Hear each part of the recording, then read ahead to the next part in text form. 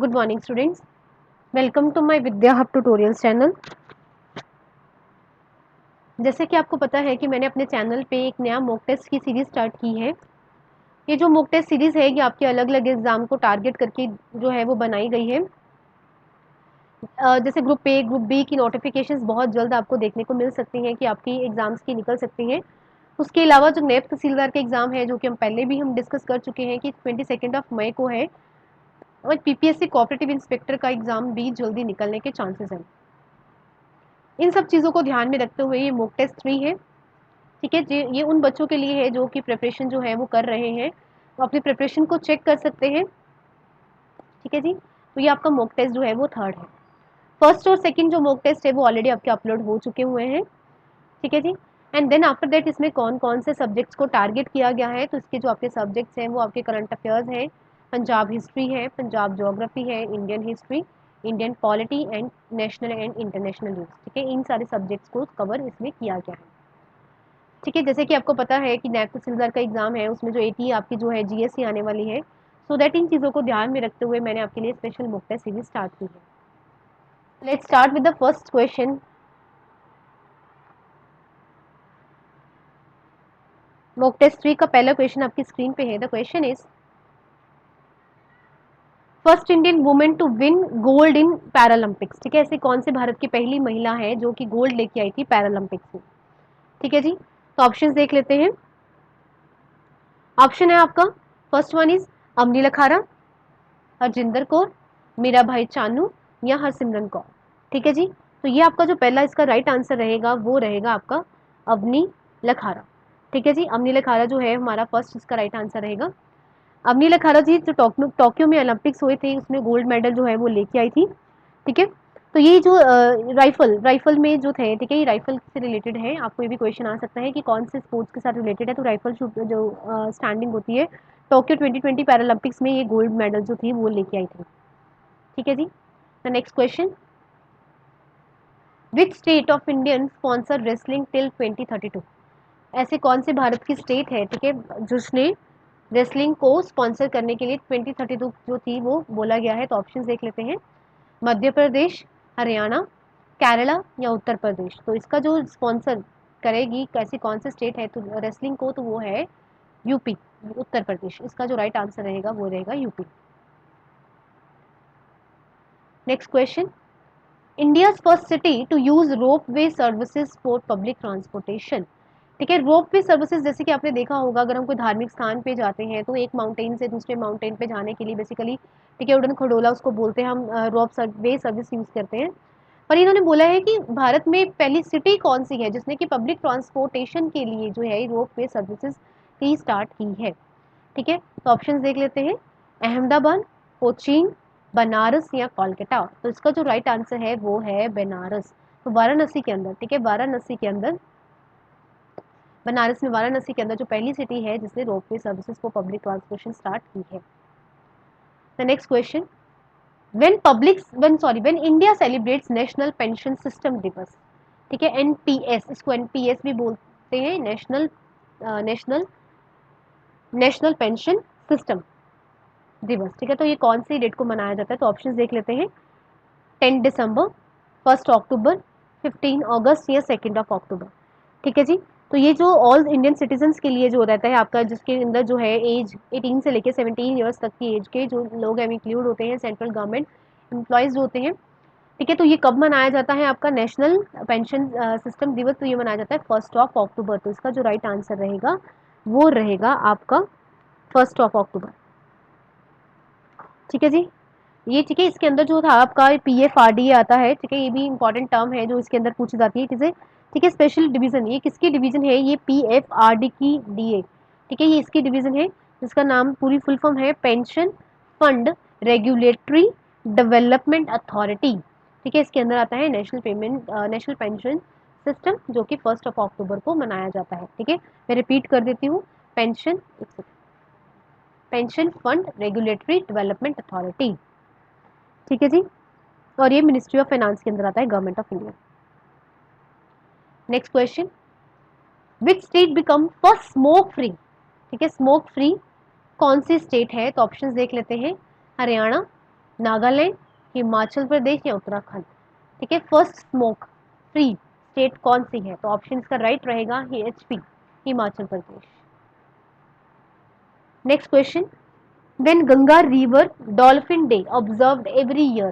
ठीक है, Ganga river dolphin day observed every year, तो ऑप्शन देख लेते हैं। 5th of September, 5th of October, 14th नवंबर या 24 दिसंबर। तो इसका जो राइट आंसर है वो है आपका 5th of October. Next question, which city the PM of India unveiled statue of equality. ठीक है, स्टैचू ऑफ इक्वालिटी, तो PM ने कौन सी जो है अनवील किया था स्टैचू ऑफ इक्वालिटी? ये ऑप्शंस देख लेते हैं। हैदराबाद, बनारस, अहमदाबाद या दिल्ली। तो जो आपका स्टैचू ऑफ इक्वालिटी है ये आपका एक ऐसा मॉन्यूमेंट सिंबल है। ठीक है, तो ये तेलंगाना हैदराबाद में जो था वो बाय द प्रधानमंत्री PM ऑफ इंडिया ये जो था ओपन किया गया था। ठीक है, रामानुजन जो ये किसकी याद में किया गया था? तो ये रामानुजो, ठीक है, रामानुजाचार्य।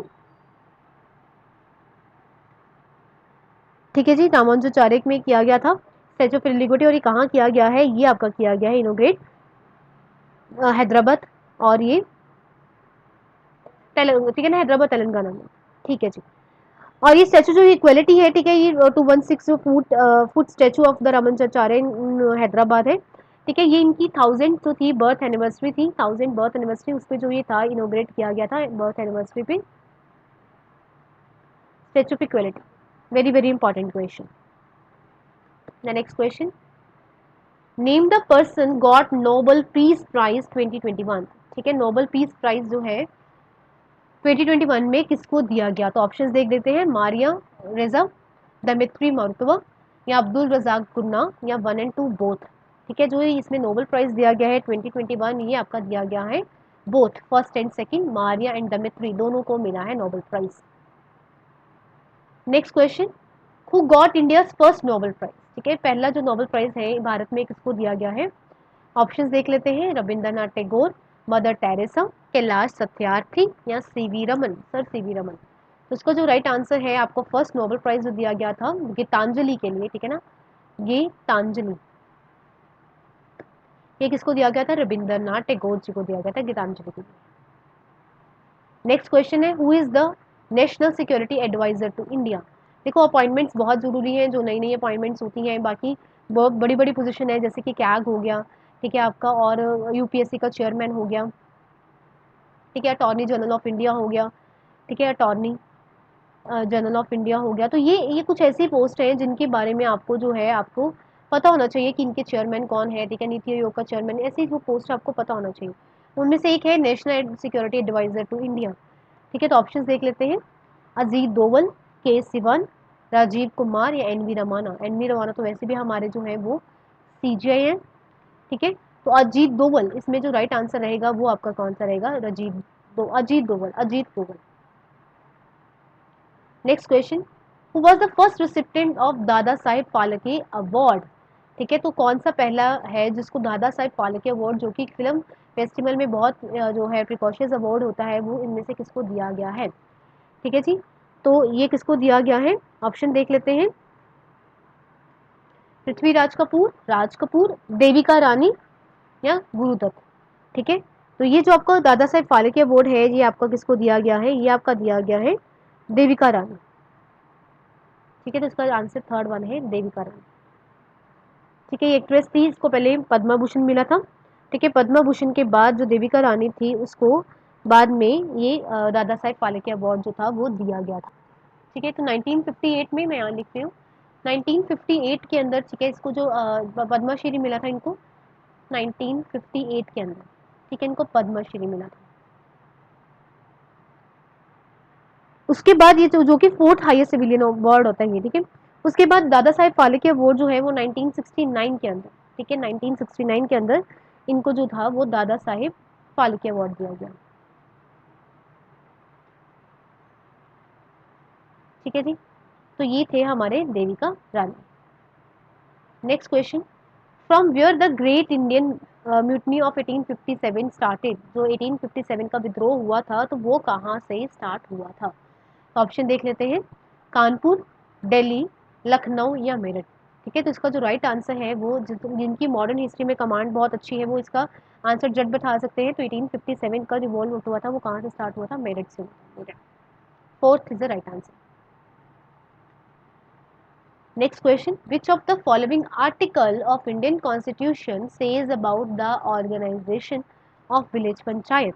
ठीक है, तो विलेज पंचायत में ऐसा भारत संविधान के अंदर कौन सा आर्टिकल है जो विलेज पंचायत के बारे ऑर्गेनाइजेशन के बारे में बताता है, ऐसा कौन सा आर्टिकल है। तो देख लेते हैं ऑप्शंस में, आर्टिकल 108, आर्टिकल 368, आर्टिकल 55 या आर्टिकल 40। जो पंचायत के साथ रिलेटेड है वो आपका फोर्थ वन है, article 40। Article 40 is the right answer. Next question, the all India Muslim league was founded by. ठीक है, जो ऑल इंडिया मुस्लिम लीग है वो किसके द्वारा जो है वो फाउंड की गई थी। ऑप्शन देख लेते हैं, मौलाना अहमद अली, हाकिम आजमल खान, आगा खान या मोहम्मद अली जिन्हा। ठीक है, जो ऑल इंडियन मुस्लिम लीग जो फाउंड की गई थी उसका राइट आंसर है Aga Khan. That is very very important, ये पेपर में रिपीट हो चुका है क्वेश्चन। तो ये आगा खान के द्वारा स्टार्ट की गई। Mahatma Gandhi started his Dandi march from. ठीक है, तो डांडी मार्च जो था, ठीक है, जिसको कि सॉल्ट सत्याग्रह भी, यहाँ पे मैं लिख रही हूँ सॉल्ट, ठीक है, सत्याग्रह भी बोला जाता है। और ये कब स्टार्ट हुआ था, ये आपका 12 मार्च ऑफ 1930 से लेके, ठीक है, 6 अप्रैल 1930 तक ये जो चला था आपका डांडी मार्च। और ये कहाँ से लेके चला था, तो ये आपका कौन सी जगह चला था, ये आपका साबरमती आश्रम। ऑप्शन थी पोरबंदर, साबरमती आश्रम, अहमदाबाद या दांडी। तो ये साबरमती आश्रम से लेके दांडी तक चला था, इसलिए इसको दांडी मार्च जो है वो बोला जाता है, स्टार्ट विद साबरमती आश्रम। तो कौन सी डेट है, 12 मार्च 1930 से लेके 6 अप्रैल 1930 तक चला था। ठीक है, सॉल्ट सत्याग्रह भी इसको बोला जाता है। Next question, do or die is the famous slogan given by. ठीक है, ये स्लोगन दिया गया था डू और डाई, तो ये किसके द्वारा जो है वो दिया गया था। तो ऑप्शन देख लेते हैं, महात्मा गांधी, जवाहरलाल नेहरू, राजीव गांधी या वल्लभ भाई पटेल। ठीक है, तो इसका जो राइट आंसर है डू और डाई, ये आपका क्विट इंडिया मूवमेंट के टाइम पे गांधी जी के द्वारा दिया गया था, क्विट इंडिया मूवमेंट के टाइम। तो ये डू और डाई किसके द्वारा दिया गया है, Gandhi ji, Mahatma Gandhi. Next question, creation of new state और change the name of state need amendment in which of the following schedules. ठीक है, जो हम कोई नई स्टेट क्रिएट कर सकते हैं या उसमें कुछ अमेंडमेंट कर सकते हैं तो वो कौन से शेड्यूल के अंदर आता है। ठीक है, तो ऑप्शंस देख लेते हैं, सेकंड, फर्स्ट, फोर्थ या थर्ड। तो ये इसका जो राइट आंसर है वो है फर्स्ट शेड्यूल। ठीक है, first schedule, very very important question.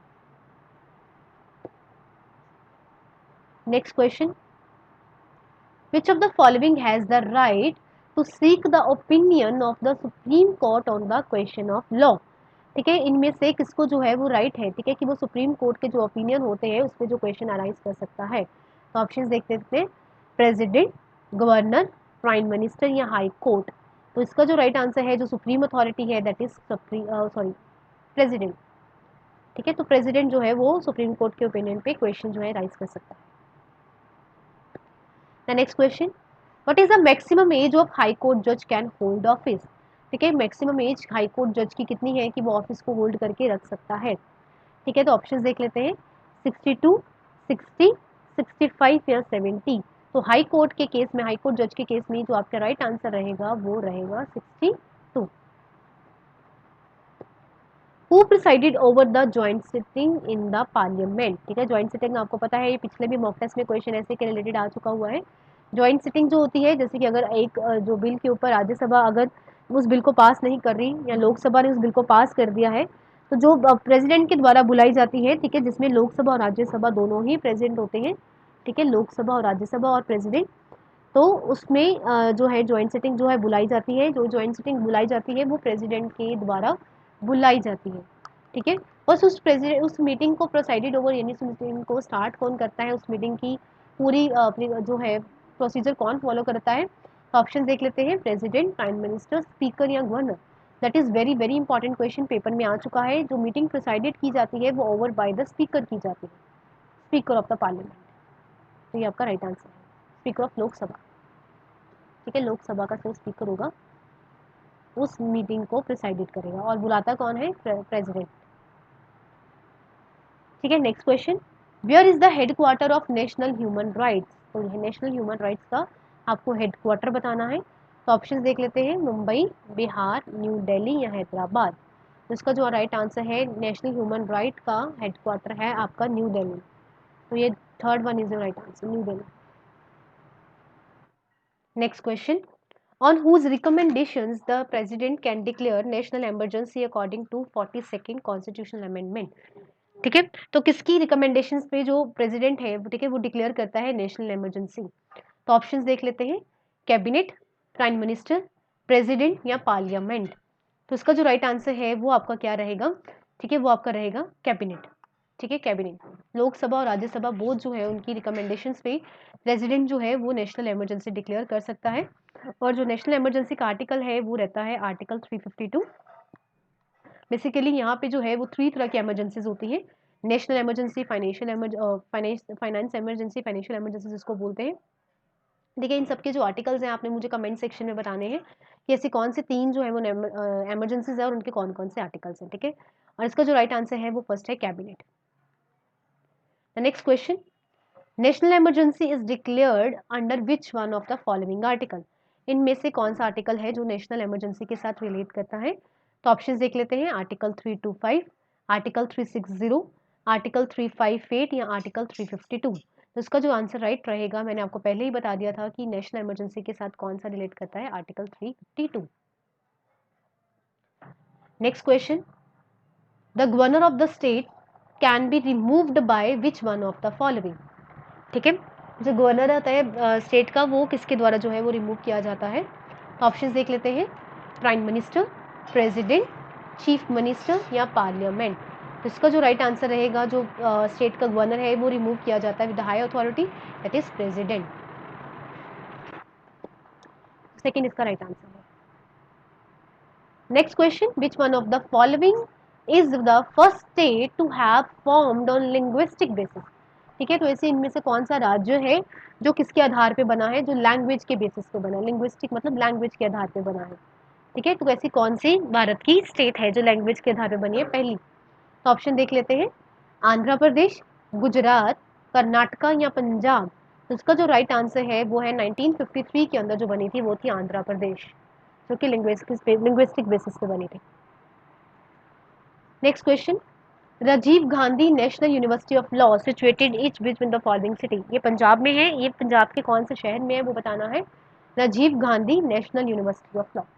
तो ऑप्शंस देख लेते हैं, जलंधर, बठिंडा, पटियाला या अमृतसर। तो ये आपका जो राइट आंसर है, ये जो Rajiv Gandhi university of law है ये आपका है पटियाला। तो third one is right answer, third one. Next, first metal used by human being. ठीक है, ह्यूमन बीइंग के द्वारा पहला मेटल कौन सा यूज किया गया था। तो ऑप्शंस देख लेते हैं, गोल्ड, आयरन, सिल्वर या कॉपर। तो इसका जो राइट आंसर है वो है आपका fourth one is copper. Next question, when Sikandar attack on Punjab.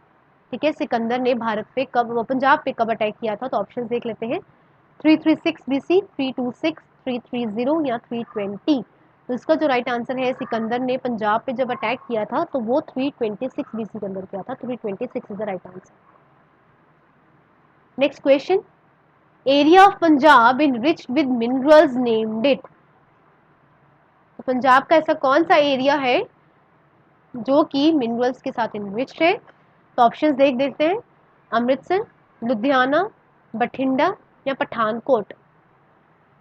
ठीक है, तो कौन सा एरिया है, तो ये कौन सा एरिया है, ये है आपका Pathankot.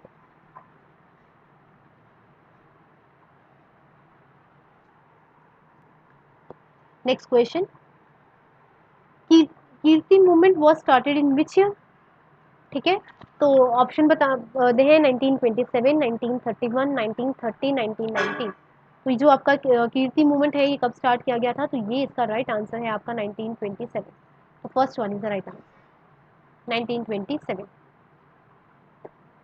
Next question, Kanjli wetland is declared as Ramsar site in which year. Very very important question. ठीक है, जो कंजली वेटलैंड है वो कब जो है रामसर की साइट में कौन से ईयर में उसको ऐड किया गया था। तो ऑप्शंस देख लेते हैं, 1995, 1990, 2002 या 2001? तो उसका जो राइट आंसर है वो थर्ड वन है, 2002, रामसर साइट में जो उसको ऐड किया गया था। Next question, all India rank of Punjab in term of area wise state wise, in term of area state wise, ठीक है, in the terms of area बताना है पूरे भारत में पंजाब का कितना रैंक है। तो ऑप्शन देख लेते हैं, 19, 20, 16, 18, ठीक है। तो इसका जो राइट आंसर है वो आपका एरिया वाइज रहेगा वो 19 रहेगा, 19।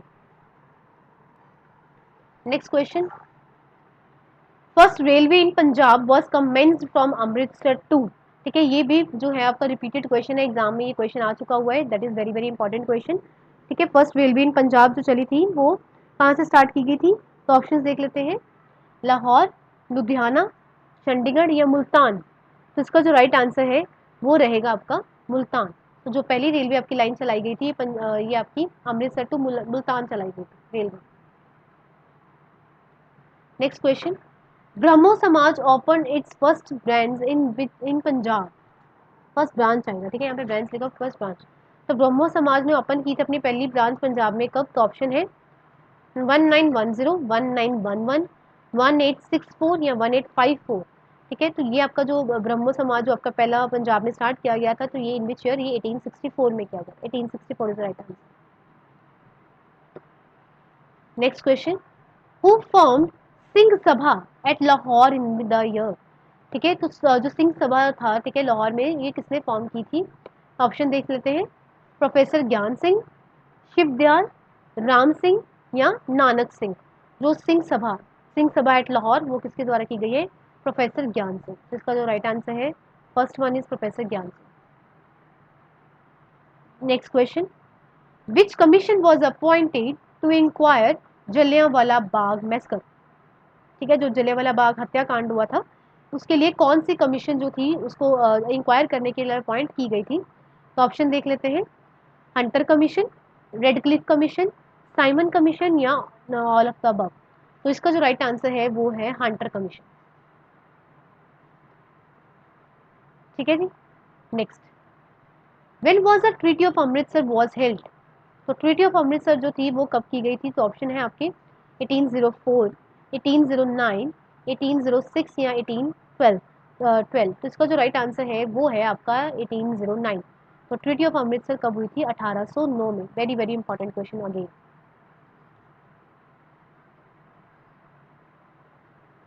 विच river separates the Malwa and Doaba region, ठीक है। कौन सी ऐसी रिवर है, नदी है जो मालवा और द्वाबा को अलग करती है? तो ऑप्शन इज झेलम, सतलुज, रावी या ब्यास, ठीक है। तो इसका जो राइट आंसर है वो है सतलुज, ठीक है, सतलुज।